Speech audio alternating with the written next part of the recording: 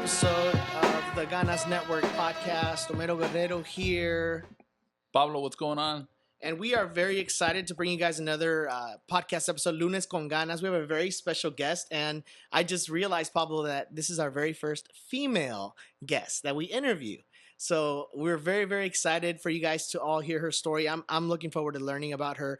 It's a friend and contact of Pablo's. So we're going to definitely dig deep. And so far, she seems like a pretty cool person. So I can't wait to hear the story behind the story and see how she can help and inspire, motivate others to, do their own thing, chase their dreams in different avenues. The cool thing is that even if you're a successful plumber and you have a compelling story, it doesn't mean that story is going to inspire another person to be a plumber. But it'll inspire or enlighten something else within somebody else to achieve that one little thing that they're maybe looking forward to doing. So, Pablo, go ahead, man, take it away, and looking forward to hearing the story. So, Bridgette, welcome. Yes, good morning. So, Bridgette, I'm real excited to actually get a chance to talk to you and learn a little bit more about you as a person. I know we came in contact through Facebook.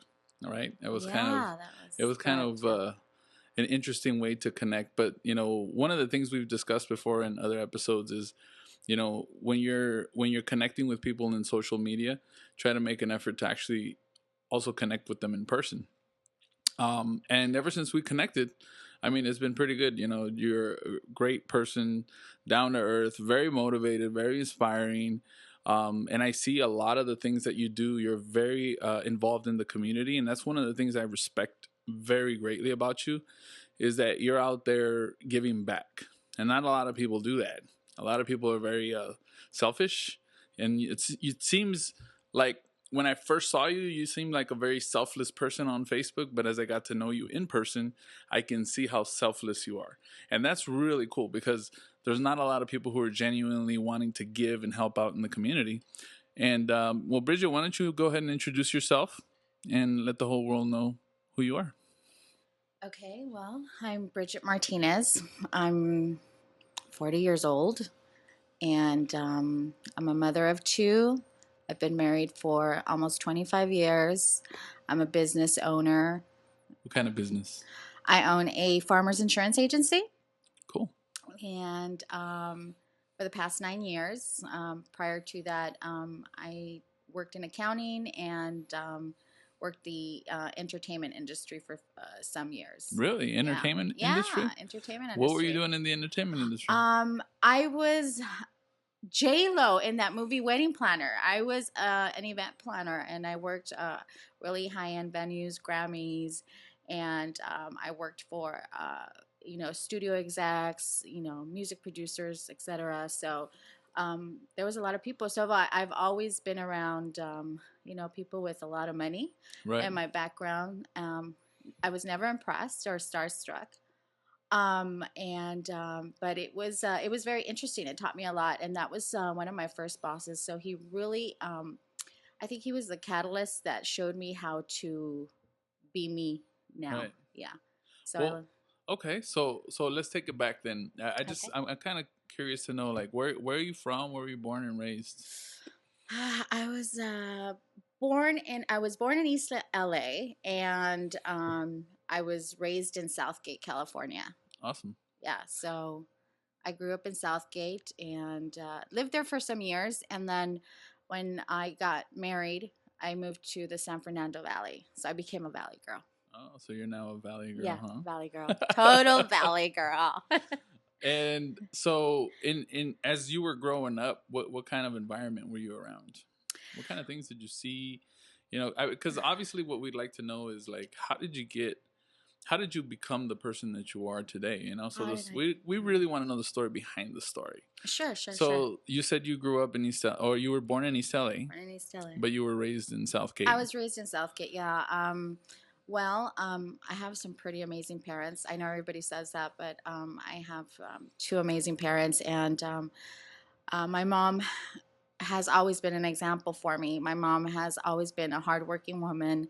My mom always taught me independence, which I know it's kind of shun on in the Hispanic community, Right. like, oh, women, we have to be submissive, which I am, and I have nothing against that, but my mom always taught me to go after what I wanted, and to always just be me. And so my mom always would say, as a child growing up in my household, she would tell myself and my siblings, when you want to do something, you do it regardless. There's no excuses. She would say it in, Spanish, and then, say it in English to us. But yeah, try to say it. Yeah. Yeah. My mom has a Russian accent. I don't know. I don't know why, but she has a Russian accent. So it's so funny.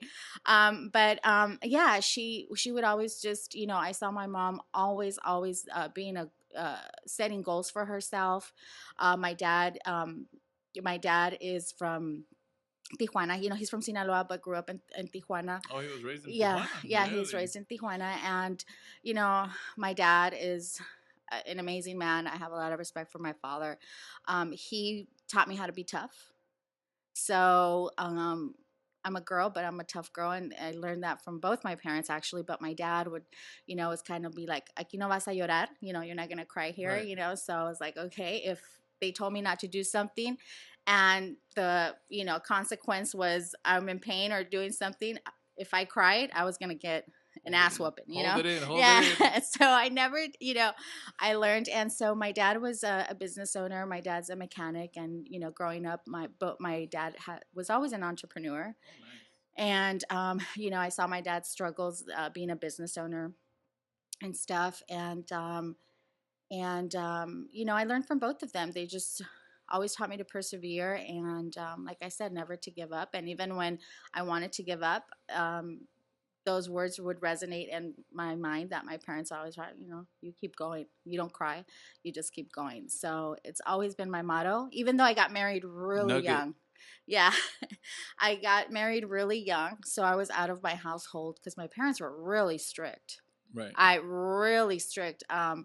I remember asking them to be in the, Girl Scouts, and my dad was like, ¿para qué quieres estar en las Girl Scouts? And I was like, Dad, they go camping, and no, aquí, no hay nada de eso, you're not going to the Girl Scouts. And my mom was like, no, my parents were really strict that, they didn't really allow us to hang out with the neighborhood kids and stuff like that. They were very protective. I went to a private Christian school my whole life. So did my wife. Oh, really? Yeah, that's cool. Yeah, so I went to a private Christian school. That doesn't mean I was a good girl. Of course. I was. And nobody's insinuating. Yeah, I'm not trying to portray that I was a good girl. No, I was very rebellious. But you were raised with a lot of love. With a lot of love and a lot of standards and a lot of beatings. Yeah, and a lot of overprotection. Yeah, right? A lot of overprotection. My dad was. There was no boyfriends, and I was kind of boy crazy all the time, and I just had to keep it on the low, and here she comes. Here's that East LA talk. Keep it on the low. I had to keep it on the low. I couldn't, I just, God, my dad was like crazy. He was like, aquí no hay novios, whatever. So, I was like, okay, Dad. So, yeah, so I really didn't live with them for a long time because I got married at 16. You got married at 16? Yes. Wow. How did you, so what's your husband's name? My husband's name is Angel. Angel, okay. Yeah. How did you guys meet? Oh, man. Actually, I'm kind of curious. So you guys got married at 16? I was 16. He's older than me. Yeah, okay. He's 5 years older than me. So how did that happen? Oh my God. Call it what you want. You know what? That's a whole different story. Yeah, that's a whole different topic. Okay, so how did you guys meet? Well, I was with some relatives at the Bicycle Club Casino in Bell Gardens. They had a restaurant 27 years ago. They had a restaurant, and so I went to the restaurant with these family members. How old were you then? I was 13. Because I was like, you were at the casino at 13? Yeah, no, I was 13. Wait, no, let me just clarify. There was a restaurant there. Okay. So we went to go have dinner, and so when we were having dinner, this guy comes up, and I was never, I was kind of a nerd growing up, Yeah. I was never like the cute, trendy girl or anything like that. I was, my mom had given me a perm. I had buck teeth, I was kind of odd looking. Perm, she said. I was kind of, but was I was in the cute. 80s? Yeah. This was totally in the 80s. Oh my God. So, I just, even though I was kind of boy crazy, these were all like young boys, and this guy was like, oh my God, and but I have to say that even though I had a perm and buck teeth, I was so cute. I was like really, really cute, and I had beautiful Latina curves at that time. So it was. So my husband, well, prospective husband at that time, is our waiter. So he kind of came up and was like, "Oh, is this your daughter?" Talking to my relative, and they're like, "No, no, that's not my daughter." So, um, a cousin and I went outside, like, pretending we were going to the restroom and stuff. And Right. so, of course, I'm like walking all slow, and he comes up behind me and he's like, "Hey, can I get your number?" And I was like, "I don't even have a phone number. Like, if I give him my house number, my parents give gonna him my kill pager me." number. I was like, you know what? All right, that's right. There was pages back then, and so he gave me his number, and so I called him that night, and we were on the phone for quite some time, and we developed a friendship first, over the phone, and I think we were friends like for like 6 months or something, and then when I turned 14, he asked me to be his girlfriend. Wow. Yeah, so that's became official. And did you keep that on the low too? No, my parents knew by that time, and so my parents were like, "Oh my God, no puede ser." It was. That's a whole nother topic. It was really bad. It was Right. really bad because he was older than me, and Of course. 5 years older to be exact. So by 16, I told my mom, well, I always had good grades. But like I said, I always kind of did what I want. So at 16, I told my mom, I said, I'm getting married. How did Or they I'm take leaving. it? Or I'm leaving the What house. were your exact words? I'm leaving the house, or I'm getting married? I said, well, my husband, my boyfriend at that time, he told my mom, because my mom hated him. It was just like the spies. My dad didn't really get involved because my dad like really worked a lot, and so my dad kind of was just like disappointed in me. I was daddy's girl, Right.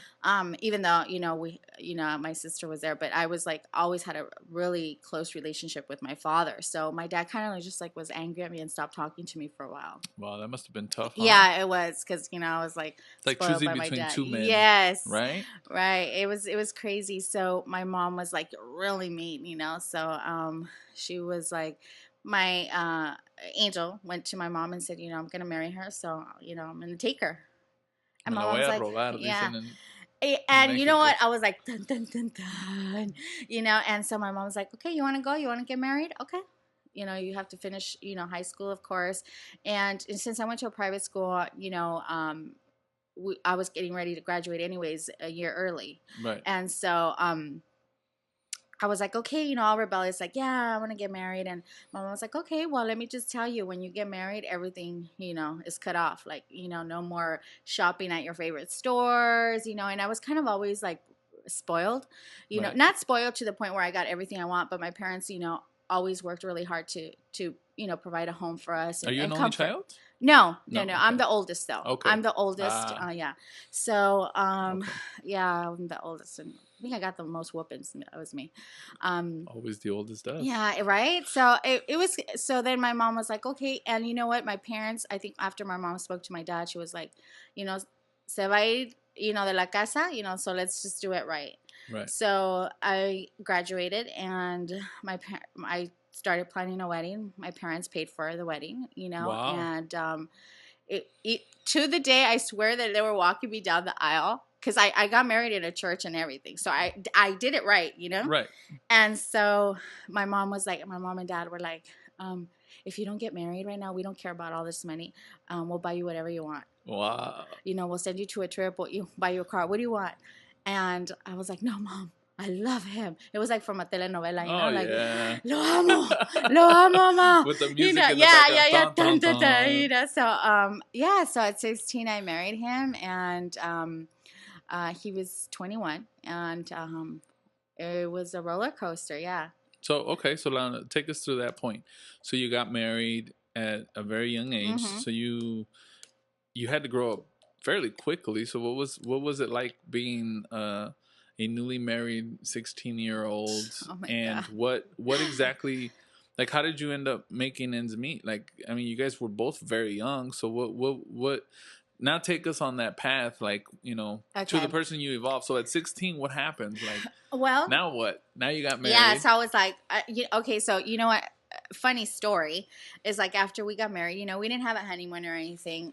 We went back to our apartment because we had an apartment in Southgate. And we're, the next day I get up and I'm like, okay, I'm going to go to my parents' house. I didn't really drive at that time because, I just didn't drive. I don't know why, but I wasn't really driving. And so my husband now takes me to my mom's, and my mom's like, what are you doing here? And I'm like, oh, I came to visit. Where are we going? I think because I grew up like Sundays, we always did road trips, Sunday dinner, that Family kind of thing. dinner, yeah. And my mom's like, oh no, mijita, go back to your husband. Wow. And I was like, reality kicked in. yeah, Huh? I was like, what? And my mom was, my mom, she was like, this is what you wanted, so you're going to reap the consequences, at 16. I mean, I'm sure my mom heart hurt, really bad, Of course, any mothers would. But she gave me some damn tough love, man. It was just crazy, So I went back home. We had to pay rent. Rent was for a 1-bedroom apartment in Southgate at that time was $475. Wow. We didn't have a car payment, but $475 was like, whoa, Of course. We didn't have anything. Honestly, we had one couch. Was he still a waiter? Was he still? Yeah, he was working at the bicycle club. Okay. And my husband's always been a hardworking man, so he was working, and but it took a toll on us because I had to go get a job. My goal was to go to college, and I wasn't able to go to college, right away. Right. So, I remember getting little like odd jobs at receptionist, whatever. But I have to say this about myself. I kind of always knew that there was like I wanted to be a leader, Right. and I know that sounds weird, but not a leader like to lead people and have position or title. Right. But I just always wanted to be somebody. It's so crazy because I always say, my dad always tells me, mija, siempre querías ser famosa, like Right. siempre querías, lead, And so I was like, really, Dad? Like, my dad, I'm telling you, my parents were just like crazy because they would always like, throw out these insinuations at me, like, you're a leader. Yeah, you're this, you're that. And so I kind of grew up with that stigma, like, you know what? That's what I was born to be. That's what I was born to be. And, so my husband and I struggled financially. I mean, it was tough. But as soon as I started working and making that money, I was like, dang, I like this paycheck. Bridgette Martinez. Net pay of, I forgot. I think what was your like, first paycheck? You know what? I'm trying to think. I worked for a company called Checker Cab Company in Hawthorne, and it was a little odd. I think I was the receptionist, and I started working, like, doing their books. I knew nothing about accounting. So I kind of just started working their books, and I think my paychecks were like maybe $175. I don't know, net pay. I don't know. It was crazy. Minimum wage back then was what, like $3.75? No. It was $4.25 when I started working. Wow. So it was, it was extremely tough. My husband and I, being a young married couple, you go through all the obstacles that you could think of, as being young. Right. Unprepared financially, unprepared emotionally, really, because, we got married on emotion. Yeah. I was not ready for marriage whatsoever. I'm coming from a home where my parents always provided. If I wanted to go to the mall, I was able to go to the mall. I never came really from a background of having, like I said, a lot of friends or, going to the movies with my friends because my parents didn't kind of allow that in my life. They were very overprotective. So I didn't miss out on all that. A lot of people say, well, you missed out, like I'm going out with friends. Let me tell you something. No, you didn't. No, I honestly. I had a lot of friends too growing up, and they got me in trouble. So, no, you didn't. I mean, I got myself, and I did good getting myself into trouble by myself. So you didn't need any more help. Yeah. So no, we had friends when my husband, because my husband was very social and he had a lot of friends and stuff like that. So I kind of, started hanging around with like older people, Yeah. Older, 5 years older than me. So I was always around, different kind of people, but it was never something that really called to me. I've always been a very intimate person, Right. And by that I mean it's like my own. Right. I just don't. I don't need a big club. That's never been me. So then, I started when I started working. We had to actually move back to, my husband lost his job. And so I think a year into our marriage. And so a year and a half into our marriage, we had to move back with his parents. It was a nightmare. His dad was, amazing. My husband was very spoiled too by his dad. He had great parents. But, that's difficult. You don't want to go to your in-laws. And so I was with my in-laws for a while. They'll be whether you like it or not, they're going to be a part of that marriage. Yeah, exactly. And they're going to have influence of some sort, right? So, it was just tough, for my husband, of course, being young. So, my husband bounced back. He got a job. And we were able to move out again. And, by this time, it was taking a toll on the marriage, right. And we did separate for a while. I think I was 18 or 19 for a while, and our separation it lasted a little while. That's when he moved to the Valley. He was working at Builders Emporium in Southgate, and because again, being young and having financial issues and having to deal with supporting somebody else who's very young, is very hard. And, we were very young and just inexperienced. And, we loved each other, but it's kind of weird because the love that you initially get married with, or that we got married with, I should say, and that, it's called puppy love, I heard. Yeah, you know what? I don't know. I think it's called stupid love, not even puppy love. It was just, we wanted to be with each other, but, we were still kids. Yeah. And so, my husband, of course, fought for our marriage, and he had moved to the Valley. My husband had a really bad car accident during that time. And, somehow, some way, he wanted to make our marriage work. And so he looked for me and I for him, because I did love him.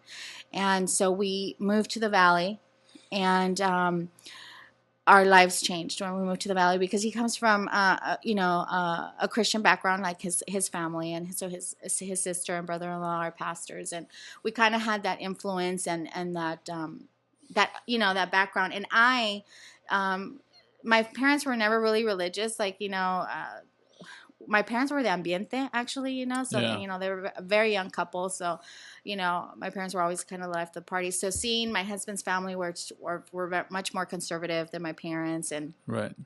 Just, was very different for me. And it was hard for me, right. to kind of adjust. So, so we moved to the Valley, and I started working, and, we got back together and we started working. We had our own place again. And, by this time my husband is, he's doing very good. He recovered from his accident, and, I kind of started going to church, right. So, it was kind of, it was kind of beautiful, and looking back at it, weird for me, but, I kind of started going to church, and, he was kind of against it, because I was just becoming really conservative and, really religious, instead of just really seeking for a relationship with God, right. I just became really religious. It was like, whoa, an extreme, right? Yeah. From 0 to 100 real quick, that's right. how it happened, and I was like, but during that time, I got a job, an accounting job. I don't know how I fell into accounting, but, I just kind of started working for this company. I didn't have a car, but I would get up every morning at 4 a.m. My husband would drop me off at the bus stop, and I would take those commuter buses to L.A. I got a job in L.A. at 4 a.m., huh? At 4 a.m. At a manufacturing company. They manufactured steel. How old were you at this time? 19? I'm 19 at this time. 19. Okay. And 19, 20. And so I would, get up, and, he would drop me off, and my husband's like, "You're not going to last."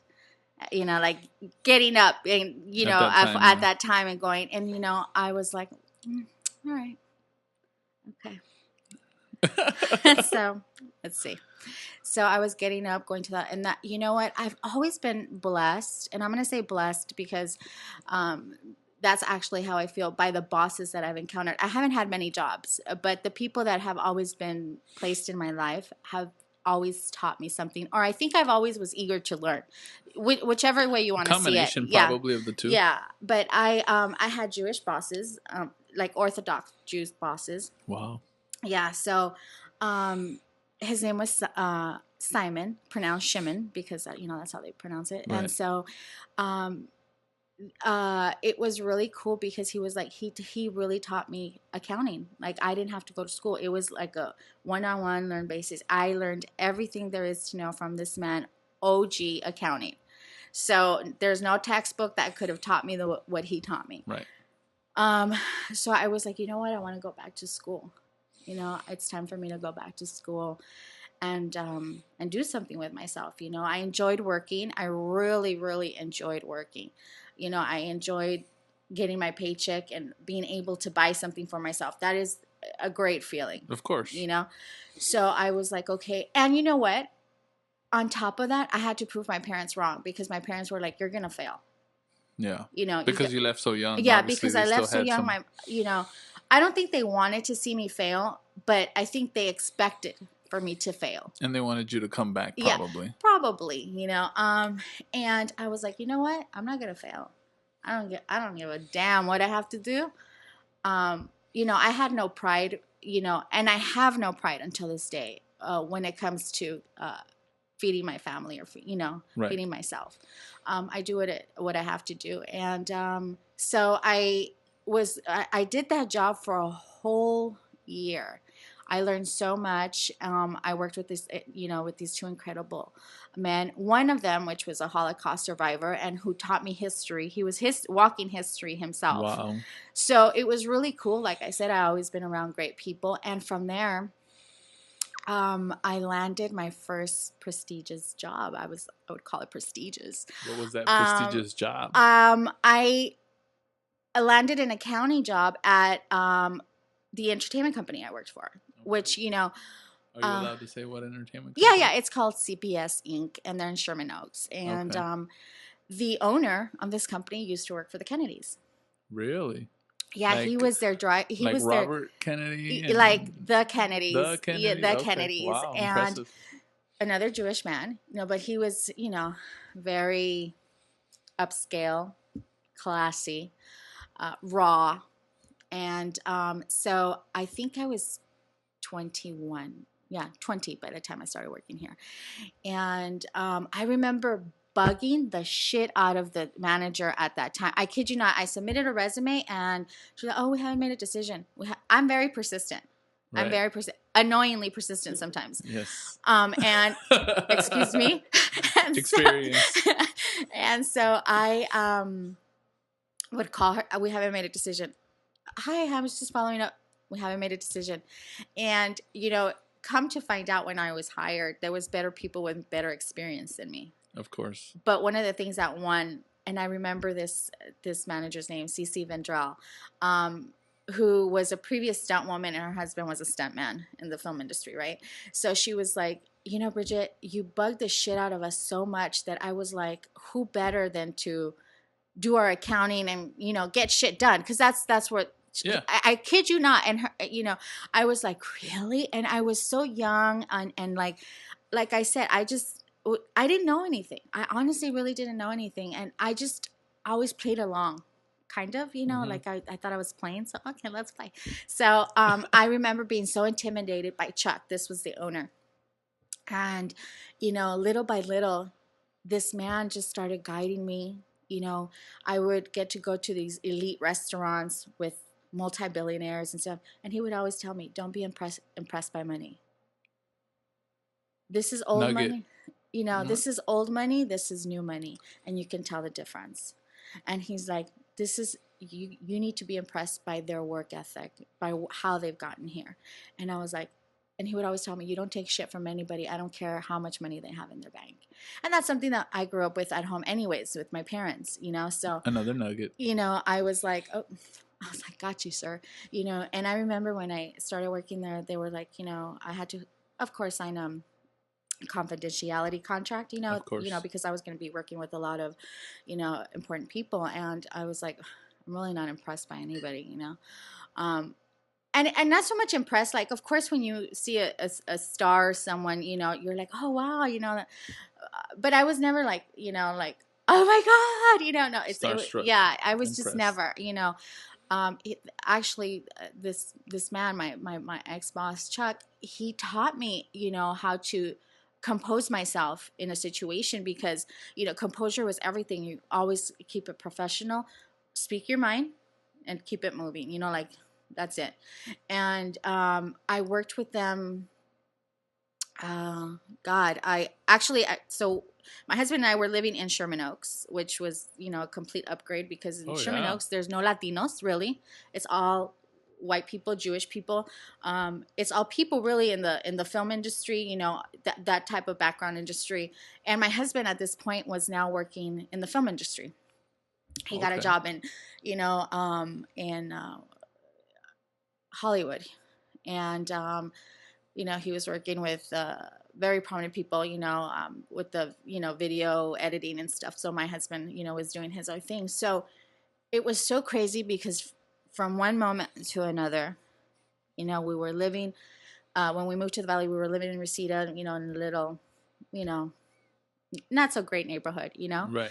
And with living with Latinos, we were surrounded by Latinos, and and then we moved to an area where there is no Latinos, and we're the only Latinos. So that was a pivotal point for me, because I thought to myself, shit, I'm here. I made it. Not I made it, but I was like, or how did I get here? I was just like, I belong here. Okay. That was my attitude. You owned it. Like, I owned it. I was like, you know what? Because really, we didn't belong there. Because, I mean, the odds were stacked against the odds were against us. Here's this, besides being a young couple or whatever, but we're Latinos, we don't have, we're not educated. We don't have college degrees at this point, and so what are you doing here in our neighborhood? And I lived in a very, very nice, neighborhood. If you know Ventura, we lived south of Ventura, not north of Ventura. So, Ventura Boulevard is a street that kind of divides. Yeah. It's all beautiful, but if you say you live south of Ventura, you've made it. Yeah. Like the Jeffersons. Yeah. We're moving on up. So we totally moved on up, and my husband was making what we considered at that time really, really good money. I mean, we were over the 30,000 mark, each of us. Right. So, we're like, wow, I remember. So we bought our first, Infinities, and we were like, what?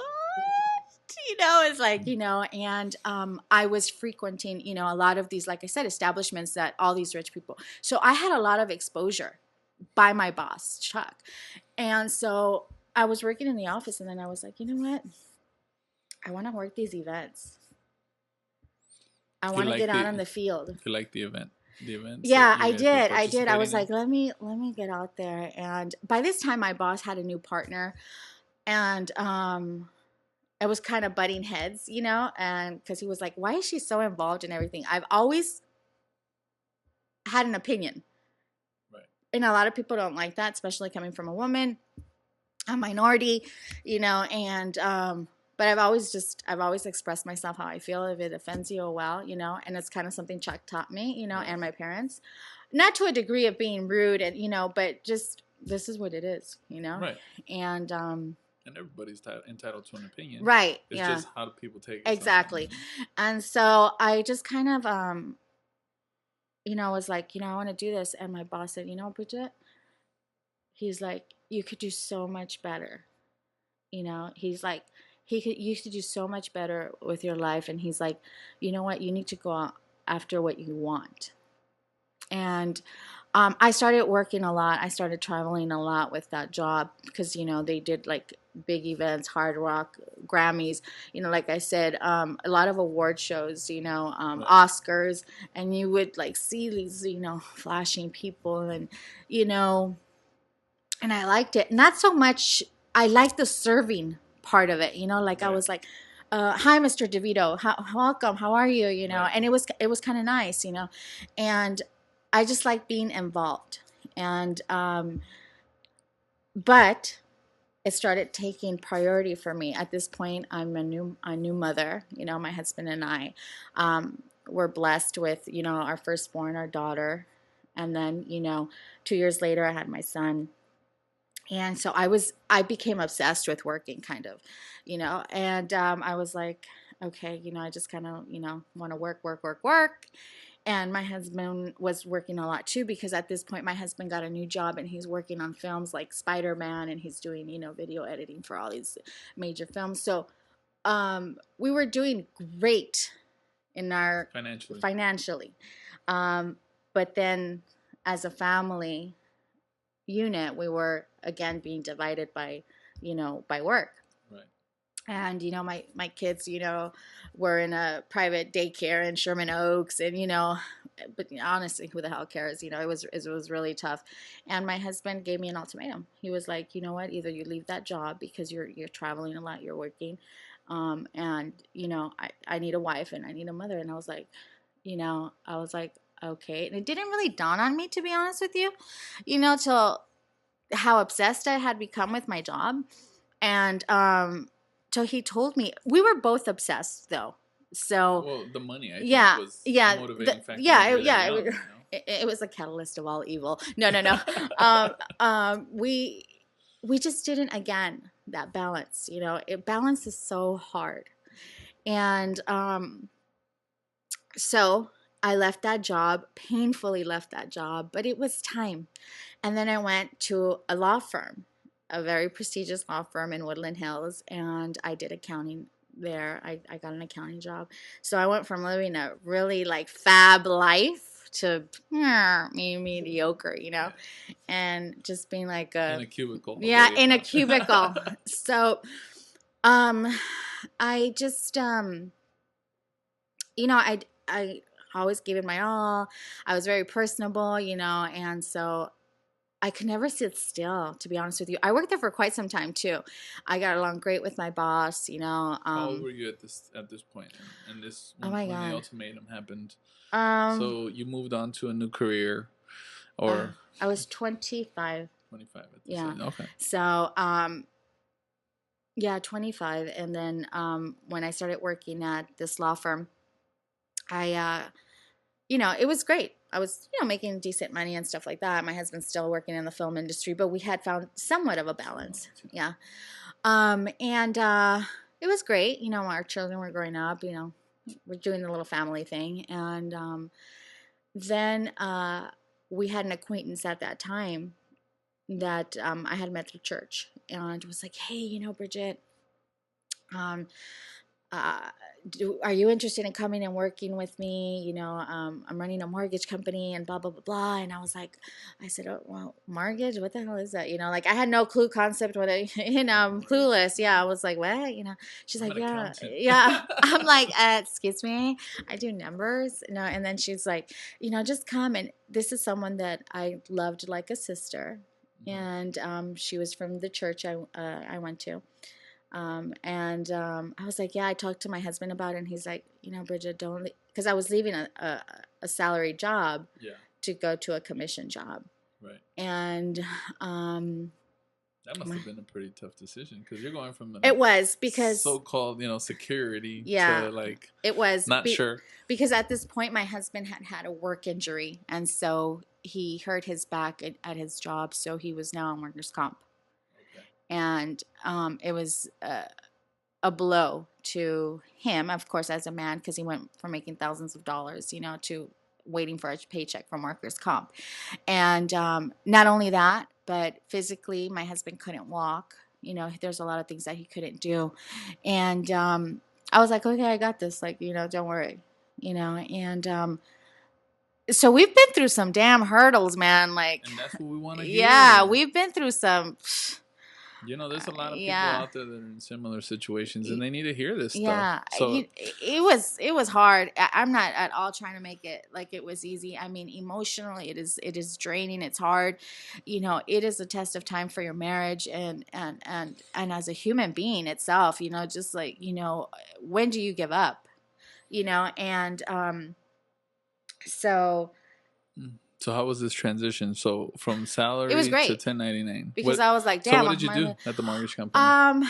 I did their processing, which honestly I didn't know what the hell I was doing other than putting paperwork in a file and getting paid. And the girl that I'm referring to, she was very generous, I guess, at the time, and she was paying. I forgot how much she was paying. Maybe she was paying me a lot per file, and it was my job to Make sure they all went through. everything went well. But so it taught me how to like kind of be an entrepreneur. Right. Because here I am. So my husband and I were able to move. I'm sorry, kind of retract. We had purchased a condo in Santa Clarita, and then at this time, this person said, "Hey, why don't you buy step out in faith and buy a house in a new house, or just move. You have your condo, you can rent it out, be a landlord, blah, blah, blah." And, when someone's painting a picture for you, you're like, yeah. And I'm that kind of person because I was like, yeah, you're right. I'm going to step out in faith. God's not going to leave me. And da-da-da-da. I don't think it has anything to do with God really. But, I believed her because, again, this is someone that I trusted, admired, and had a lot of respect for. My husband was all against it. But, unfortunately, I didn't want to listen to my husband. And so I was like, no, we're going to do this. Well, at this point, you're making money as a 1099, right? Yeah. And I was making a lot of money, and I had made more money than I have ever made in my life. In a matter of 6 months, I think I had made like over $60,000. Right. So... it was coming fast, coming fast. And again, when you have no experience with things and life itself, and, you're seeing people blow money and stuff. So we started buying properties, and my husband was like, "No, Bridgette, no." And I was just like, no, we're going to do this. And it almost cost me my marriage because, the company ended up closing. Needless to say, because of the housing crash. And we lost our house, a new construction home that we had purchased for $760. We $760,000. And we sold it for $400,000. Yay! Ooh, upside down, so, our cars got repoed. Everything got repoed. My mom, we lost, we had 3 properties, and we lost him. And my husband was hating me. Right. Oh. No, he had so much anger towards me because my husband's very calculated, and I'm not. I like to. I'm not gonna say that. I jump at anything, but at that time I was like, you know what? Why not? We'll figure it out as we go. Yeah. Let's have faith. Entrepreneur mindset. Yeah, we're going to have faith in this. So, we had to move in with my mom, and that was a nightmare, even though it was my mother, because regardless, you start living your own way, your own, and my mom, besides having OCD because she's a clean freak, so it was very hard. It was just very hard. My dad was very welcoming, but my mom, she's always been tough with me. So she's never let me, kind of sit back, kick back and say, oh, you know what? My mom was like, you know what? You totally fucked up. Right. You're destroying your home and your kids. How dare you do this to your family? Wow. And, I was like, oh, you don't know, Mom. You just, just like, she was being real. Yeah, she was being real. Yeah, and she was like, you know what? Now you're here. Putting Angel through this and the kids, and I was just like, holy shit, like, what did I do? Yeah, like, no one forced me, but then again, when you have the wrong people guiding you, Yeah, it happens. And that's exactly what happened to me. I was very gullible. I didn't listen to my husband. I didn't respect him enough, and that's the honest truth. Right. I didn't respect him enough to to value what he was saying to me as his wife. Right. Because you looked at it like, these people are successful. Yes. They're my mentors. Yes. They have everything. Right. And I'm like, baby, you just don't know, Yeah. And it almost cost me my marriage, and I thank God it didn't. So my husband, I have an aunt that through my dad's side, she was able to get my husband a job at a property management out here in Downey. And it was so funny because, I mean, we were talk about praying, we were praying like we didn't want to live with my mom anymore. We just, we didn't want to. And I'm going to be honest with you, when my husband got the news that he got the job, we had, one car. I remember having one car and didn't have any money for groceries or anything at this time. Nothing. I remember my mom and my dad moving us in because we had everything in storage, right? And I remember not even being able to pay for storage. It was just such a horrible time.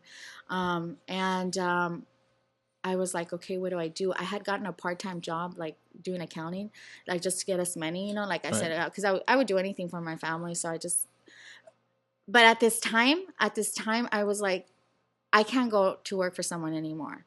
Right. I had obtained my insurance licenses, and I had met a few people, and that they were trying to recruit me for farmers, and I was like, let me talk to them, blah, blah, blah. So I was like, yeah, this is something I'll do. And so I did. I kind of did. So when my husband got the job, we moved in, like I said, with no money. I remember my mom bought us the first bag of groceries. It's a very humbling experience. It was for my husband, as you might imagine, it was very hard, being the man of the family. Of course. So like I said, he was shout angry out with to me. Angel. I know. Shout out to my as baby. I'm listening to the story, shout out to Angel. But he forgave me. He forgave me for being stupid, because really that's what I was. And we worked through it, and you know what? It made us better as a couple, and we've never been happier. And my marriage is not perfect, but we've never been happier. And so from there, it stemmed where I opened. I started working for myself, and I said I'm not going to go work for anybody else. And I struggled because I was still kind of trying to work in the valley and run my agency over there. I had my office in San Fernando Valley. You're trying to hold on to a lifestyle out there. Huh? Yeah. And I was like, I'm a valley girl. Understand me. No, so I moved my office to Bellflower. I met a broker, and he subleased for me, and so that didn't work out because he wasn't paying the rent and stuff. So I came to the office one day, and it's like a 3-day notice to quit or pay, and I was like, oh my God. So then I moved to an office. I met again. It's so crazy because I've always prayed and asked God, At this point, I'm not religious anymore, though. Just FYI. I would pray and say, but you've kept a relationship. I kept a relationship with God, which I cannot do without. I understand. And I would always pray, God, please put the right people. Please put the right people. And I met this woman. How did I meet her? I forgot. No, I had a Facebook. And it was a personal Facebook, and this guy, I don't know, I guess I put farmers or something. This agent reached out through me through Facebook. Hey, I'm looking for an insurance agent, blah, blah, blah. And I was like, okay, I'm an insurance agent. What do you want? And so he's like, hey, why don't you come to my office? I would like to meet you. Maybe we could work together. And I was like, okay, great. And so I went out and I met him. And he was the first agent in the city of Downey to give me an opportunity. And at this point in time, I had never worked with real estate agents. I was only working by referral with clients. So, it was just people that would refer me to one another, renters insurance, car insurance, but I had never tapped into the real estate market or even considered, because again, I was very new at running my business, and I had no idea how to run a business. And so, I was just learning. And so he's like, hey, why don't you just kind of start marketing to the realtors? And he, gave me pointers and stuff like that. And so I'm forever grateful for him, because he really taught me, what to do, which is, he's now my personal client and stuff. And so that's pretty awesome. But I met this woman named Jennifer San Juan. and she's a realtor. And I think I met her through I obviously met her through Facebook. You meet a lot of us through Facebook. Yeah. So, I met her through Facebook, but I actually met her. And you know what? That woman, wherever we would go, oh, this is Bridgette with Farmers Insurance. You need insurance? Everywhere. So I felt like she was my pimp, because she was like, this is Bridgette with Farmers Insurance. Everywhere. Yeah, she was pimping me out. And so I kind of learned from her too that, wherever you go, you say whom you are, right? Because I was really shy. I wasn't shy, but she brought you into a networking. Yeah, she brought me into a networking kind of like with people, and I started like meeting people. And when I started meeting these people, I was like, you want to know my honest reaction? Yeah, of course. Okay. So I was like, real. Oh, hell no, I'm not kissing these people's ass. Because some of them were like very standoffish. They looked at me like I was a peasant. And I was like, do you know who I am? I came from the valley. I know. I'm from the valley, sir. No, so I just, it was really hard for me to kind of just, oh God, it's not that I was begging for business, and I think in my mind that's how I took it. Like I interpreted in my mind like, oh, I'm begging these people for business. Hell no. I'd rather go get a job at McDonald's, And Jennifer taught me a lot, and from that spiraled other connections, and my business just started to grow. Through Facebook, my business has grown each year. And I'm talking about, I started marketing. I've been a business owner for now 9 years. And from those 9 years, the first, 4 really were, referral based. The rest were through Facebook connections. And each year my business grew, 10%, 15, 20, and I started meeting awesome people, meeting great people. And I started learning so much, that you don't want to do business with everybody. No, you don't. You can pick and choose who you want to do business and with. That's in the beginning, I was like, I'll do business with you. I'll do anything you want, and I was like, what? You want me to sponsor that? Of course I'll sponsor that. I would just do everything, and then I kind of just, Bridgette, slow your roll, I was at every event that there could possibly be. That can also take a toll on your life. It was taking a toll physically. I was extremely exhausted. And at this point, I talked to my husband and I said, because I had to go back to my husband, and say, you know what? I have to build my business. And my husband's like, you do what you have to do, babe. I understand, and I got your back. So the dynamics were so different this time because we were building something together. And he may not be on the front line of my business, but he's definitely on the back. Side by side, as I would want to call it. He just he's the backbone. Yeah, he is my backbone, and so he just kind of just was like, I need things done that people don't know about behind the scenes. My husband's taking care of it for me because I just can't do everything. It's impossible to do everything yourself, and so.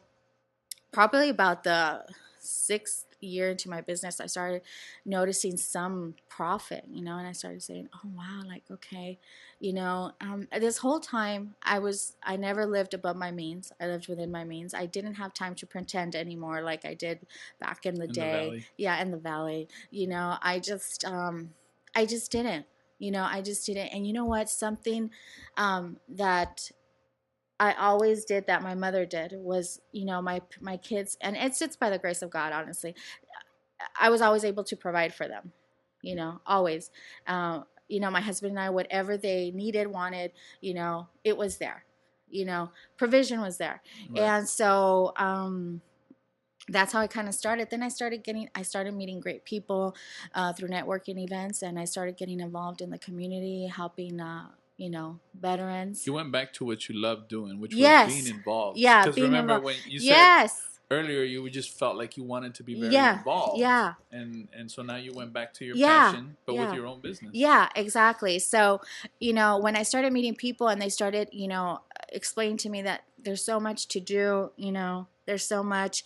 And my heart has always been for the homeless. I just could never understand why someone that came into this world that that has family and stuff could be there. I don't understand a lot of things like drug addiction, and I know a lot of these people have some type of addiction, so it's really tough for me to comprehend. But my job is not to comprehend, so I just want to serve, kind of thing. Right. And the service part for me extends from when I was in church and, you know, used to serving, Yeah, you know. serve. And so Understand. for me, serving in the church really does not have relevance as much as serving the people outside that need it. So to me, that's what serving, you know, Real God, service Jesus, is, yeah, real service is. right. So my husband totally backs me up on that, and he has a heart for our veterans. I don't know why. I don't have anyone that has served in my family. Well, I think I have an uncle that served in the army, but that's just, I'm very patriotic. I love my country because I think that this is, you know, it offers so much to so many, and it's really how bad you want it, you know, because opportunity is there. Being a Latina with your own business, um, in the United States and being so patriotic, it's actually refreshing to hear. You know, Yeah. because you know, some people. I mean, there's just such a bad Stigma.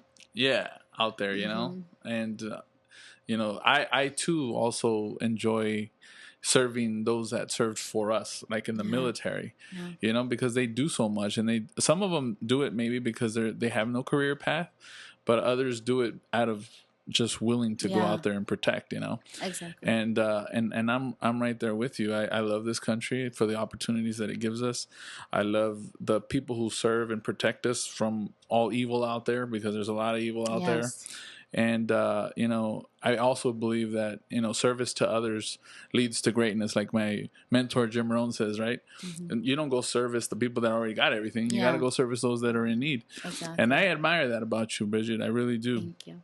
Because you're very involved in the community. You're always giving without any expectation. But one thing that I just learned from you is, you know, you also pick and choose who you want to do business with. And it's true. You gotta pick and choose who you do business with, because sometimes people are always asking you to participate in things. And even though you're trying to give, you know, these people are being selfish and they're just trying to fill a spot. Sure. Yeah. You know? And they're not really trying to service you or help you in any way, shape, or form. They just need to fill a spot. And there's no real agenda behind it as far as helping you, you know? And I know, like, when you asked us to participate in the event for the military, we were more than happy to do it. It's just, you know, the timing's a little... You kind of tell me, like, 2 or 3 days. You tell me 2 or 3 days before an event. But if you give me advance notice, you know, we're more than happy to help and serve. But you know, I think that's one thing we do have in common for sure. Yeah, for sure. Is that we both, you know, can respect and admire those people who are out there and not only serving us like patriotic wise, but also servicing those who are less fortunate and not, you know. Yeah, you know, I think that I don't, you know, it's not that I have a lot to give back, you know, like financially. I'm not a multimillionaire. I'm not a millionaire. I'm not even, you know, not yet. You know, Lord, do you hear that? You know, but I don't think it takes that when you want to give back. It just takes, you know, some time, dedication, some passion, some love, you know, some respect for others, you know, because I honestly, like I said, you know, just for me, serving and serving others that have a need. And I think that's, you know, that's how we show the gratitude for the blessings that we have and who we say that we believe in, you know. And so to me, serving others is showing them, look, you know, the God I represent. Right. You know, this is who he is. Right. You know, he doesn't live in a building, and he's, you know, you don't have to go there for him to love you and stuff like that.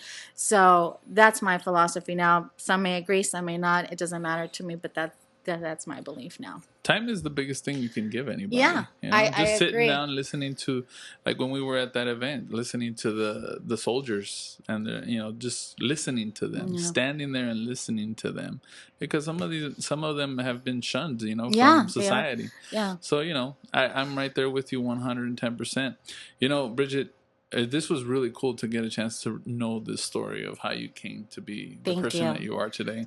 Thank you. And we're really grateful for the time that you've given us. Any tips that you want to give out there to anybody in the Latino community who may be going through something similar, or any tips that you'd like to share with any entrepreneurs who are just starting their own agencies, any Anything that you'd like to share before we sign off today? Sure. As a woman, I would encourage any woman Latina to go after what you want.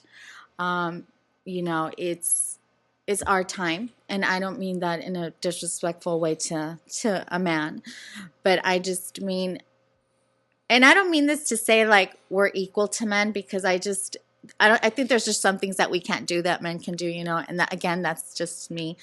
But I do believe that we can do a lot and we can have a strong impact. And as women, we have a divine purpose, and you know, whether that's being a mother, whatever, you know, a homemaker, whatever you feel in your heart, and like my mom always taught me, just go after what you want. And you know, if you want to do something, just do it. Just do it. Believe in yourself. And something I always, you know, say, and I've learned as being a business owner, is, you know, we want that encouragement and cheerleaders, you know, yeah, Bridgette, you can do it. And you'll have people like that. If you're lucky, you'll have people like that will come into your life and cheer you on. But you know what? Don't wait on that. Yeah. Don't wait on that. You know, be your own fucking cheerleader, you know, and go out there, you know, and do it. And do it because you want to do it for yourself, or whatever is your motivation, your kids, your husband, your grandma, I don't care, your tia, your tío, you know, just do it, you know, and do it with pride, being that, you know, you're a woman and you're a Latina woman, and we have the opportunity in this country. And if you're a man and you want to do it, shit, even more so, because you're a Latino man and you want to do it and you want to kick ass and you want to prove everybody that, has a perception of Latinos, you know, change that perception and show them that we are a community that can kick ass, that can be educated, that can be business owners, you know, that we can do whatever we want to do. That's really it. And as a, you know, that's really it. Just do you and do it with pride. Bam. And that, people, is how you start your Mondays here at Lunes con Ganas. That's a great way to sign off, Bridgette. Thanks for your time. You're welcome. Quick reminder. We want to give thanks to our sponsors. Yeah, we have two special sponsors, Pablo, I want to mention is Metrofund Financial, credit repair specialist nationwide. Make sure you guys visit Metrofund financial.com, and our second sponsor, J&R Landscape, commercial and residential landscaping company, jrlandscape.co. And Bridgette, do you have a website or where people can find you on social media, like Facebook? You said that's been a big tool for your business.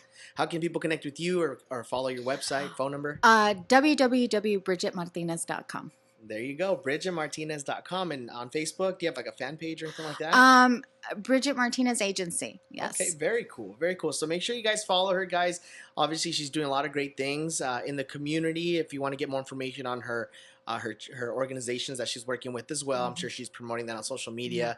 If you guys want to get involved, which, I mean, it sounds like a great cause and organizations that you're investing your time with and your heart towards. So thank you for your time. Thank you. I think this was to have you, a first female on here, you hit it out of the park. And you know, we're looking forward to meeting more successful Latinas like yourself. Yes. And you're paving the way. So thank you for your time. Thank you for what you've been doing towards the community. Thank you. And make it a great week, guys. Lunes con Ganas. Boom.